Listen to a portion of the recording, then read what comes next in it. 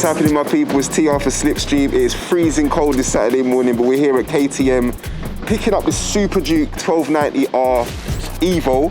It's 23 plate, looking tasty. Today we're catching up with Joey from Flip and Dip Plates. He's got a custom company that deals with plate holders, he's competing with the big boys like R&G. Stoked to see him. He's also got one of these. He's probably going to show me how to ride the thing. Looking forward to it. Stay locked.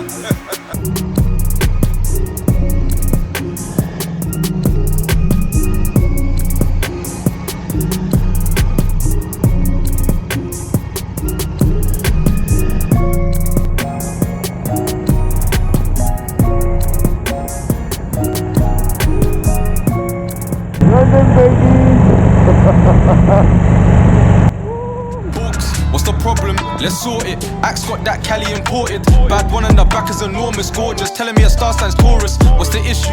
Let's handle it. 4x4 got tools in the back of it. If I'm backing it, the bro's backing it. We won't leave it to chance, we're packing it. What's the problem? Let's sort it. Axe got that Cali imported. Bad one in the back is enormous, gorgeous. Telling me a star signs Taurus. What's the issue? Let's handle it. 4x4 got tools in the back of it. If I'm backing it, the bro's backing it. We won't leave it to chance, we're packing it. What's going on, my people? It's TR for Slipstream, and we're here at Flip and Dip HQ with the boss himself of the whole company, the whole team. There's bare of them. We're here with Joey. How many is in the team, Joey? Just me. Done now. Write the theme tune, sing the theme tune, star in it. I'm doing it all right now. But you wouldn't think that, given how much traction the Flip and Dip has got. I look up plate brackets on Google and I'm seeing you instead of R&G. Oh man, it is funny considering like it's still a side hustle sort of for me. Yeah. And do you know what it is? One of the ones where it's like it takes a village. I've got a couple of friends, like some videographers, Tudos and Iniesta, some of the boys that close friends that are my like advisors, and they all advise. They tell me which direction to go sometimes. And like if it was just me, I don't think I'd be as where I am. I do have a couple of friends around me that are really super helpful for me and invaluable. Yeah. So yeah, I'd give thanks to them. They're good people. So it looks like it's just me. It is technically just me getting paid, but there's a couple other friends that I help out. And so much of it is based on community in terms of just like supporting you, giving you a soundboard to bounce ideas off of, that kind of thing. So it doesn't surprise me that that's what the back end of your company looks like. And you give thanks to like, it's just the friends that was around me at the beginning that would take the brackets, use the brackets, give me advice, like things to change on the brackets. Then people R&D. Yeah, like they were the people that was running it, letting it break on them, and like they were not getting annoyed. Fix this, let me try this. Happy to try it. Without them people, you're just you doing it with yourself, and it's not enough. You need that groundwork with people. So you basically did like a self-funded friendship collaboration. Yeah, I used to just give them away, man. I used research and design. Yeah, I just wanted to design and like test stuff and make another bike, and I just give it to them for free. I didn't really care. Like I think back when I was first starting, I was selling them like £20. Like people would just give me money for a thank you, innit? Like, but these people were just testing it for me, giving me the feedback, and they're still there today. Some of these people, customers, like 3 years later. It really took like some of the friends to really go, fucking run this company, like make this an actual thing, like brand this, like they were going to me, if you don't do it, I'll buy a 3D printer and I'll do it myself. Like give me the designs, I'll print it and I'll sell it. Like if you don't do it, I will. Like so it took a lot of see me. I'm not entrepreneurial. I'm like a 9-to-5 guy. I love the convenience, but it took a lot of convincing for me to actually run a company. But it's been sick, man. It's been like it changed my mindset on like running a business. Like now I'd start another business quite happily. I think it's quite sick. And fuck my 9-to-5. It's the freedom, innit? Chilling in the studio, I can just play PlayStation, chill out, go out when I want, come when I want. Yeah. It's like I do like that running the business side now, which I was quite scared of before. Yeah, and I think a lot of people would be. But it sounds like you got good mates that have put the appropriate amount of pressure on you. Yeah. To nudge you into your potential. Yeah. I got my brother who's run businesses before, and his wife started a bunch of businesses, and them two are both like, good advice, good people to have around. Whereas, someone like me took a lot of convincing, because definitely a 9-to-5 guy before. So outside of, a sick neon sign, what is flip and dip? Like, what is it? So flip and dip is adjustable towel tidies, essentially. If you take away the adjustable, they're just clean towel tidies. You look at some of the towel tidies that some of the companies are producing, they're really like long and gangly and just unnecessary. I don't really see why some of these companies make such bulky stuff still. And I was just obviously 3D printing stuff before, 3D designing and 3D printing them. So you have to make them as small and concise as possible. And when I moved to metal, I took that with me, make them small, concise, like minimalist as possible and easy as possible. So that's where I'm at now, just adjustable towel tidies. That's it. Pretty simple. I hear that. I mean, I think it's important that you, through that process of research and developing the product, that you were like, right, this is the competition.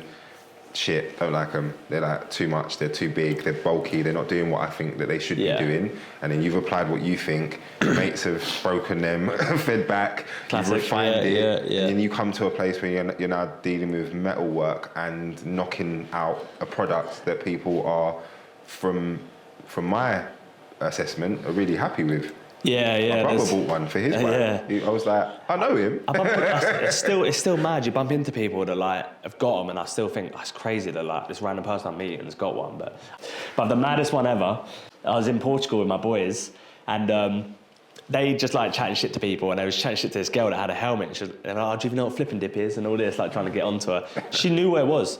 She rang her boyfriend who had one, and he was on the phone. I was chatting to him, and I spoke to him before on Instagram. This random person in Portugal we found, they were just trying to chat shit to, and turns out she had a flip and dip. She knew what it was. Mad, man. Considering like how like small I consider myself, that it is growing. I do probably need to get a team one day. I think I need to sort my life. But again, it's too business for me. But at least you've got a good pool of mates that you can pull in, you know, as and when they have the availability and you have the need. If I can convince them to quit their jobs. Yeah, but you know, if you're on the trajectory that you're on currently... Yeah, that's true. Never say never. In terms of... There is a bit of a, let's say, a stigma around people who are riding around with a tail tidy that is adjustable, but does give them the capacity to obscure their number plate. Yeah, of course. Do you have a comment for that? Yeah, of course. Like, I think people understand, like, people that ride around. The point of the flip plate, Ooh. Was that a Freudian slip? The point of the flip and dip. The point of the flip and dip is, of course, to cover your plate all the way for photos, videos, stuff like that. The point is to have it fully hidden. So the adjustableness will obviously make it horizontal as well, of course. The thing is, people are going to use it for what they want to use it for. It's like getting onto Velcro and saying Velcro is being used on plates and people are taking their plates off with Velcro. It's like, people are going to do what they want. Like, bikes go 180 miles an hour. It doesn't make the bike illegal unless you start doing it. I try to encourage people not to. I have like a lot of branding on the website. I have a lot of messaging on like some of the leaflets that come in the packs that say like not to be used to breach transportation laws, stuff like this. I don't promote any of that on the flip and dip page, stuff like that. Like, I try to steer people away from it, but at the end of the day, people are going to use it for what they want to use it for. I don't know what you're talking about. Yeah, me neither. Because all motorcycle riders, as far as I understand, are law-abiding. Yeah, decent, we love 20 mile an hour, speed limits. Pillars of society. We like sitting in traffic, stuff like that. Yeah. One-way roads, really fun. What was it that you were doing in this kind of like bike life movement that you said, you know what, I really feel like I need this adjustable plate and start 3D printing? Because not everyone does that. I was in the same circles. I wasn't doing that. You know what I mean? It's a couple of factors. Like, one, I consider myself creative and I get bored easily. So one thing was me, I wanted to get a 3D printer. I wanted to do some 3D design work. I'd done a little bit when I was younger, but never taught it, anything like that. So I just wanted to do a bit of 3D design work, and I thought, I can make a tail tidy. I could just 3D print that, maybe. Be funny. And the other thing is, like, when it comes to making content and video, like I said, I'm creative. But I don't want to go on a computer and sit there editing out the plate and videos and shit.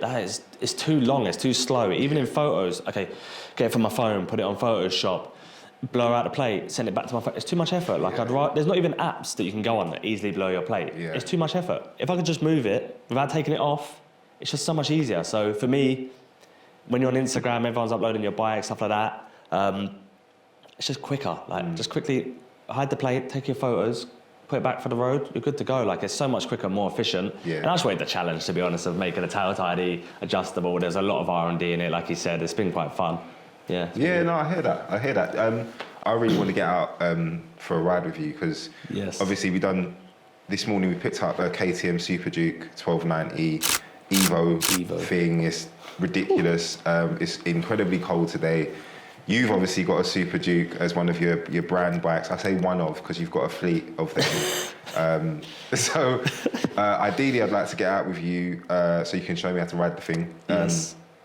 And also, we might have to pop up at the strip because it'd be good to see your product in action. Yeah, it's kind of like the places they're perfect for, like private little roads, stuff like this, and you want to get a couple shots of you doing wheelies and off the main roads, stuff like that. Then it's good. You don't have to worry about editing it out. You don't have to worry about uploading your plate on the internet for people to be copying and all this stuff and reporting. Similarly with track day. In fact, for context, I met Joey at track day. Did you have a plate on then? I flipped it. On my Fireblade. I had it on adjustable. Where I'm taking my plate off and it's mounted with getting the toolkit Velcro. out. Well, mine was Velcro. Your one's probably better. Right. Well, listen. We'll wrap this now and we're gonna head out for a ride. We'll continue the conversation later on. Nice one.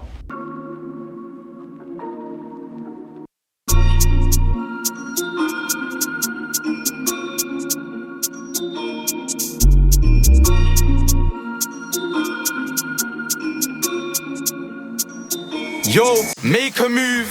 I ain't got nothing to prove. You're watching me, I ain't watching you. Deep down, they're fucking with all my tunes. Bro, we'll make it through.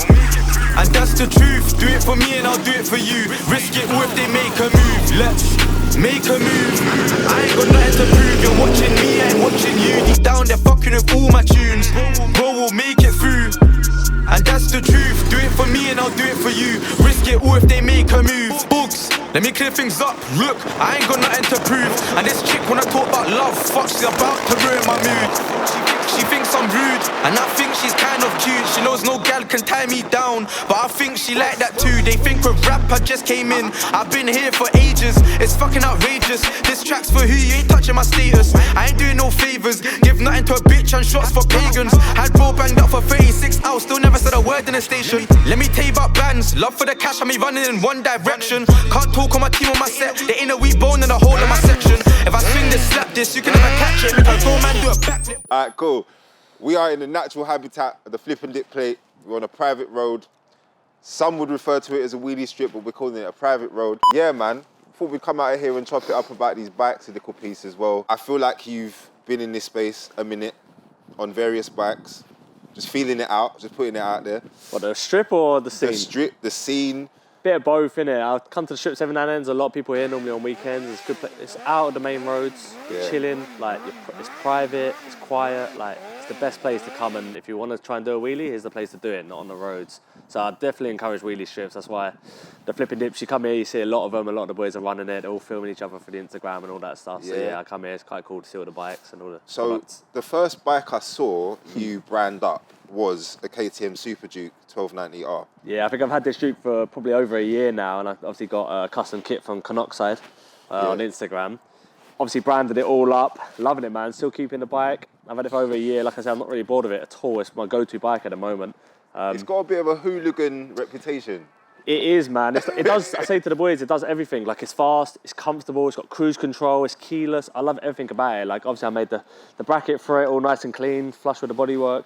I can't fault this bike. Like, it is a premium bike. Is it I really like it. Huh? Is it a hooligan mobile? It is a bit hooligan-y. Like, it wheelies. You got to pay for that unlock, but once you unlock the wheelie mode, yeah, it's good, man. It lifts it, holds it comfortably. A bit too much power to wheelie, to be honest. Because I feel like this one, when we was looking at them earlier, more refined. This one's a little bit more of a hyper naked. It's like more sporty. This is more sporty, especially the Evo. Still super aggressive, but your one is like the full hooligan era. It's more supermoto, my style. This one's more sport version. Yeah. I don't know. It's giving a bit more refined gangster.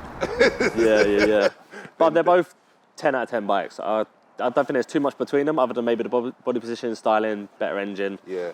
Some of the electronics are better, but yeah, I'm all for this one. I was choosing between the two, and I thought I'd go for the more supermoto style. It's a bit more me, like wheelie, pissing about, stuff like that. Yeah. I was coming away from sports bikes, to be honest.